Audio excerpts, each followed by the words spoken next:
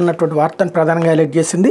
విలేకరులపై నిత్యం వేధింపులు, హత్యలకు వెనకాడని అధికార పార్టీ మూకలో అక్రమాలను ప్రశ్నిస్తుంటే తట్టుకోలేకపోతున్న వైను, దాడులకు ఉసిగొల్పేలా జగన్ వ్యాఖ్యలు, ఓటమి భయంతో అసహనం పెరిగిందని విశ్లేషకుల వ్యాఖ్యలు అంటూ జగన్ నిలబడిలో ఆంధ్రప్రదేశ్లో ప్రతిపక్షాలతో పాటు పత్రికా స్వేచ్ఛపై ఎన్నడూ లేనంత అత్యంత హింసాత్మక తీవ్రదాడి జరుగుతోంది. సార్వత్రిక ఎన్నికలు సమీపిస్తున్నటువంటి వేళ అధికార పార్టీ ఎందుకెంత అరాచకాలకు పాల్పడుతోంది? ప్రభుత్వ అధికార పార్టీ నాయకుల తప్పుల్ని ప్రశ్నిస్తుంటే ప్రజాస్వామ్యంలో నాలుగో స్తంభమైన మీడియాపై ఎందుకెంత అక్కసు ప్రదర్శిస్తుంది అన్నటువంటి వార్తని హైలైట్ చేశారు. నిన్న కర్నూలు నడిబొడ్డును గంటపాటు విభత్సం, తాళాల బద్దలు కొట్టేందుకు ప్రయత్నం, ఈనాడుకు వ్యతిరేకంగా నినాదాలు అన్నటువంటి వార్త హైలైట్ చేశారు. నెరజాణ అంటారు, అంటే తెలిసి తెలియనట్టు నటించడం. గతంలో ఎన్నడూ లేనంత అరాచకంగా ఇప్పుడు పత్రికల మీద దాడులు చేస్తున్నారు. మొన్న ఆంధ్రజ్యోతి, ఇప్పుడు ఈనాడు. ఎందుకు జరుగుతున్నాయి?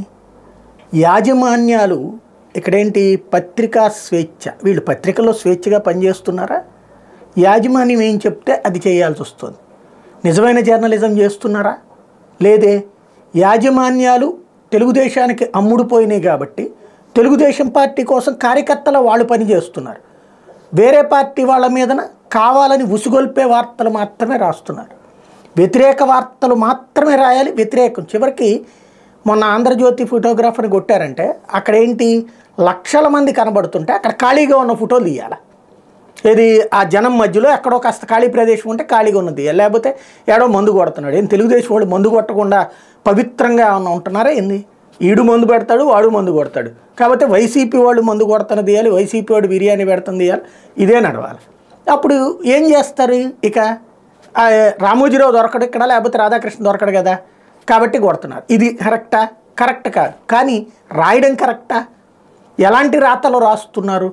నిత్యం ప్రజల్ని పక్కదోవ పట్టించే, తప్పుదోవ పట్టించే అబద్ధాలని అసూగా రాసేస్తా ప్రజల్ని మా ఇష్టం వచ్చినట్టంటే మేము ప్రజల్ని శాసిస్తాం, ప్రభుత్వాల్ని మార్చేస్తాం, దానికోసం ఎంతటి నీచానికైనా దిగజారుతాం, నీచమైనటువంటి జర్నలిజం చేస్తాం. ఈ నీచమైన జర్నలిజానికి మా దగ్గర సిన్సియర్గా పనిచేసేటువంటి జర్నలిస్టుల్ని, సిన్సియర్గా పనిచేసే ఫోటోగ్రాఫర్లని వాడుకుంటాం, పావులుగా వాడుకుంటాం. చివరికి వాళ్ళని పార్టీ కార్యకర్తలుగా మారుస్తాం.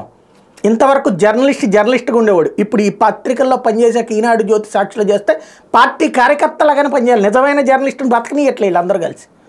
ఫైనల్గా ఆంధ్రప్రదేశ్ అనేటువంటి దాన్ని నీచమైన స్థితికి దిగజార్చినటువంటి పరిస్థితికి వచ్చింది. ఎవరయ్యా అంటే ఈనాడు, ఆంధ్రజ్యోతి, ఇప్పుడు సాక్షి వాళ్ళ మొహం పెట్టుకుని పైన